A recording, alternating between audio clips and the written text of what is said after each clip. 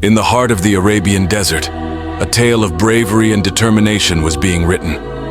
Bilal, chosen by Prophet Muhammad, peace be upon him, to give the Adhan, was no ordinary man. He was the first black African Muslim, a Sahaba of Prophet Muhammad, peace be upon him, and perhaps the greatest African Muslim ever known. But his journey was filled with challenges, as he endured unimaginable torture and pain, being a slave to the Arabian elites. His life can be divided into 3 parts, and inshallah we will talk about them in short.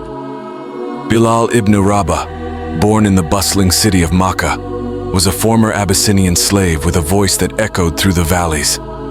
His father Rabah was a slave for the clan of Banu Juma, while his mother Hamama was a former Abyssinian princess who was captured and enslaved. Born into the chains of slavery, Bilal had no choice but to serve his master, Umayyah ibn Khalaf. Despite his hard work, which earned him the keys to the idols of Arabia, the societal norms and rampant racism of Arabia prevented Bilal from rising above his station.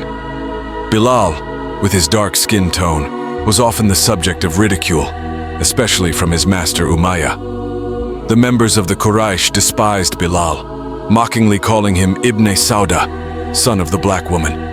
But Bilal, bound by the chains of slavery, could do nothing but endure the torment. During this time, Prophet Muhammad, peace be upon him, began preaching the message of Islam, a stark contrast to the idol worship prevalent in society. Bilal's master would often proclaim that their gods did not care for the blacks, asserting the superiority of the whites. However, amidst this darkness, Bilal discovered a beacon of hope.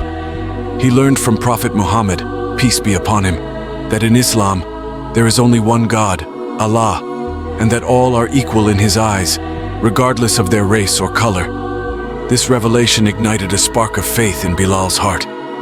Bilal began to believe in Allah, but he was terrified. If his master discovered his newfound faith, he would surely be executed. So he kept his faith a secret, a burning flame hidden deep within his heart. But soon, his master Umayyah discovered his secret, setting the stage for the next chapter in Bilal's extraordinary journey. As Bilal's faith in Allah grew stronger, his master Umayyah was consumed by fury. The society, blinded by their idol worship, turned hostile towards Bilal. His master Umayyah demanded that Bilal worship their gods, just like everyone else, including Bilal's parents. But Bilal, with a heart full of faith in Allah, was determined not to worship anyone other than Allah. This defiance led him to face unimaginable torment from his master. At the instigation of Abu Jahl, Umayyah bound Bilal and had him dragged around Makkah as children mocked him. Bilal refused to renounce Islam, and in response, his master and his close associates began to starve him and whip him. Umayyah ordered that Bilal be whipped and beaten while spread-eagled upon the Arabian sands under the desert sun, his limbs bound to stakes. When Bilal still refused to recant, Umayyah ordered that Bilal be tied in the hot desert at noon, a hot boulder placed on Bilal's chest while being whipped. However, Bilal remained firm in his belief and continued to say, Ahad, Ahad, meaning one God, one God. News of Bilal's persecution reached some of Muhammad peace be upon him companions who informed him.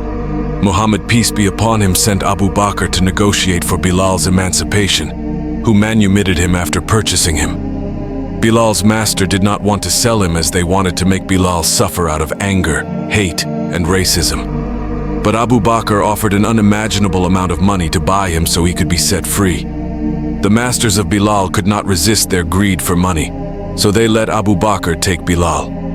Bilal was already senseless from the extreme heat and lack of food and water. When Bilal woke up, he saw Prophet Muhammad, peace be upon him, smiling at him.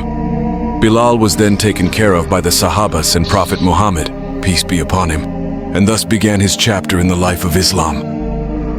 Bilal joined a big battle, the Battle of Badr. In this battle, he fought alongside many brave men, including Ali ibn Abi Talib, Abu Bakr, and many more. The Muslim fighters had to travel on foot or share camels because they only had 70 camels and 2 horses. But they were brave and ready, even though they didn't expect a big fight. One night, Abdullah ibn Zayd had a special dream. In his dream, An angel wearing a green dress taught him the words of the Adhan, the Islamic call to prayer. Muhammad, peace be upon him, heard about this dream. He thought Bilal should be the one to call the Adhan because Bilal had a loud voice. Umar ibn al-Khattab had the same dream too. That's how Bilal gave the first Adhan. Bilal became a very important person in Medina, an Islamic city. Muhammad, peace be upon him, gave him a special job. He became the minister of the Bait al-Mal, which means treasury. He helped many people by giving them money from the treasury. He helped widows, orphans, travelers, and others who needed support. Bilal was a respected man. He was loved by the great Muslims and Prophet Muhammad, peace be upon him. When Prophet Muhammad, peace be upon him, passed away, Bilal was very sad. But he continued to do good deeds. When Bilal was close to his own death, his wife was very sad. She cried and said, "What a painful affliction." But Bilal saw it differently. He said, "On the contrary, what a happy occasion. Tomorrow I will meet my beloved Muhammad and his faction, Hizb." People believe that Bilal was buried in the Bab al-Sagar cemetery in Damascus.